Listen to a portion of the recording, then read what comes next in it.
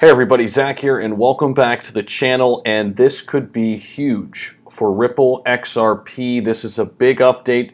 We have new legislation that is being proposed that, if it passes, could change everything for XRP. This could free Ripple from the SEC lawsuit, and this could be enormous for XRP if it passes. Now, we do have attorney Jeremy Hogan saying if anything does happen, it probably won't be until September. However, that would be a win in my book, because that would be right in the middle of a eventual bull run that a lot of people think we'll be in a month from now, and I think the same. So we're going to get into what these details of this new legislation looks like for the United States if this passes. What are the lasting impacts? I'm also going to give you an update on something related to a former interview that Brad Garlinghouse did, and I took some key notes here. This was a couple months back. I'm going to show you Ripple's YouTube channel and where you can watch the rerun of this. It's really, really good if you want to get up to speed on what all the details are with the current ongoing lawsuit. I'm going to fill you in on all of that in this video as well. So thank you so much for stopping by, and hopefully you get some value here from this video. So let's jump right into it, because I don't want to waste any time. That Patreon link is down below. I don't even want to go to it right now because I've got to show you this. Ripple may finally escape SEC's den thanks to this proposed crypto legislation.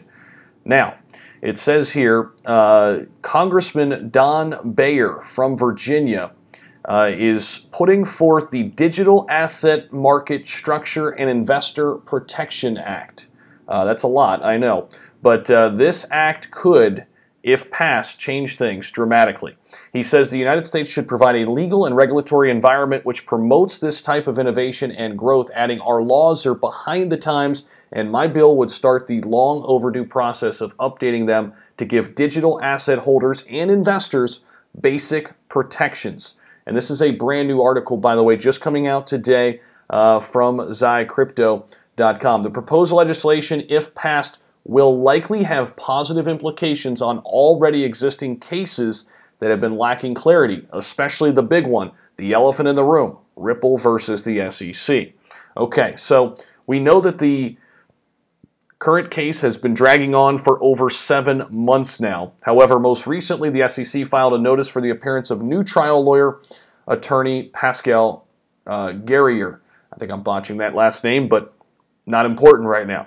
While Ripple seems to be having small wins in their favor, attorney Jeremy Hogan thinks that the soonest a settlement may be reached is likely to be in September. He further analyzed the possible impact that the newly proposed legislation's passage could have on the case. And if this were to go through, this could be enormous. All right, so this is the lead. I want to lead you with that because this is really the big marker. If we can get this passed, this would be huge for all of crypto, but in particular, this particular legal matter. Okay, now real quick, before we jump into some interesting insight from Garlinghouse, let me just show you our private community real quick. If you want to be on the inside of things, you want to learn more about crypto, come on over. Our Patreon is a great place for beginners and people who've been around crypto for a long time. We've got over 75 patrons now. It's a great place. We just launched it back in June, middle of June. Great place. We'd be happy to bring you into our private community. And if you want a little bit more of me, I'm there for you. I'll direct message you. I'll respond to your requests and all of that, so come on over. All right, so now let's bounce over to the charts real quick. It's at 72 cents right now, down slightly in the overall market. You can see here it's still ranked number 6 overall on CoinMarketCap. Now, what I want to show you is this is Ripple's actual YouTube page, okay? So take a look at this. Ripple Foundation, XRP, they've got 1.22 million subscribers, and this was something that aired for a while. I just watched this in full today to kind of get up to speed, and I knew a lot of this, but it was really great hearing from Garlinghouse, of course, the Ripple SEC lawsuit, the CEO of Ripple Labs, who is fighting on behalf of Ripple. And basically, I've got some interesting details to give you, and I'm going to break them to you right here. And these are things you may or may not know, but I think they're interesting and fascinating. Even if you know them, it's good to kind of get up to speed on them.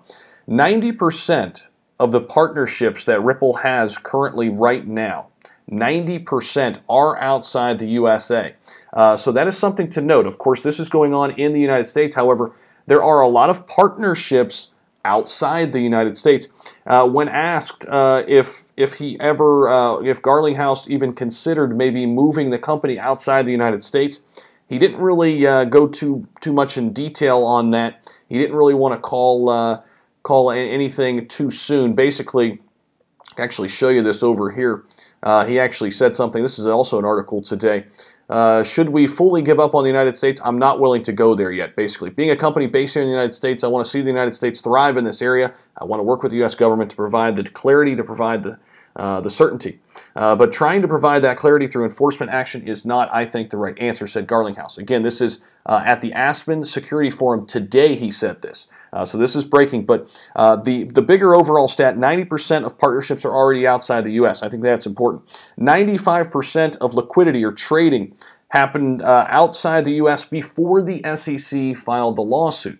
So before this thing ever came about, 95% of the trading was happening outside the United States. Now it's probably closer to 100% because, as we know, one of the only apps still left here in the United States is Uphold, which a lot of our private communities, that's where they get their private community members, that's where they get their XRP. All right, so and that was actually mentioned by Garlinghouse over in this live stream, which I believe you can watch on the re-air on Ripple Foundation. Go check out their YouTube channel. You can watch this whole thing. It's super informative. I definitely think you should check it out. All right, so then he was asked, what are the big marketplaces right now for Ripple? And he said, Southeast Asia is the huge market for Ripple. That's really the one they're focused on the most. Southeast Asia, of course, we saw what happened with Japan and the Philippines very recently. That went through the on-demand liquidity, which allows them to use cross-border payments in those two countries. Middle East and North Africa were also mentioned as important markers and important markets, rather, for Ripple and XRP that they're really working in and growing in right now. Garlinghouse then further said that he looks at the UK, Japan, Singapore, and Switzerland as leaders in the crypto space as a whole. Again, that's the UK, Japan, Singapore, and Switzerland as leaders in the crypto space as a whole, just based on kind of what he knows, his knowledge. Here's the thing, Ripple has been in the space for a very long time. Much before many people even thought about crypto, much before people were invested in crypto, they were already in the space, right? And he's also, this is kind of interesting, just a little tidbit here, he's super bullish on Ethereum. He loves what they're doing, moving to proof of stake. He said they are ahead of the curve in that space, and he's very bullish on Ethereum. So I like to hear that because I too am also bullish on Ethereum. So I know this video is about XRP, and I know you want more of that, so we're going to dive a little bit deeper here into that. So as I mentioned before, let me bounce back over here because they did have the Aspen Security Forum today where Ripple CEO Brad Garlinghouse didn't pull any punches when talking about the SEC perceived lack of clarity on cryptocurrencies. A lot of this is clearer than some of the entrepreneurs would like to think. This was Gary Gensler, the SEC chair. He sees the SEC's position as quite clear, reiterating that Howey and other test for clarifying a security. He believes that clarity has existed for several years since the former SEC chair Jay Clayton outlined the same position. Now, Garlinghouse comes back and says, for years, I think the crypto industry has asked for that clarity, and yesterday we heard it is clear. Yet a few weeks ago, we had two SEC commissioners, Pierce and Roisman, saying in a letter, I'll quote, they said a decided lack of clarity for market participants around the application of securities laws to digital assets and their trading. Okay, so basically kind of going back and forth on what they've been kind of going back and forth on the past 7 months. But the real big takeaway here at the bottom here is a listener asked why Ripple hasn't moved outside the U.S. He says, to some degree, the answer is we are, replied Garlinghouse. Ripple is hiring more people abroad for these reasons and has a significant presence in Singapore and London. Ripple's on-demand liquidity products uses XRP, as we know. Any new customers are now onboarded to a non-U.S. company.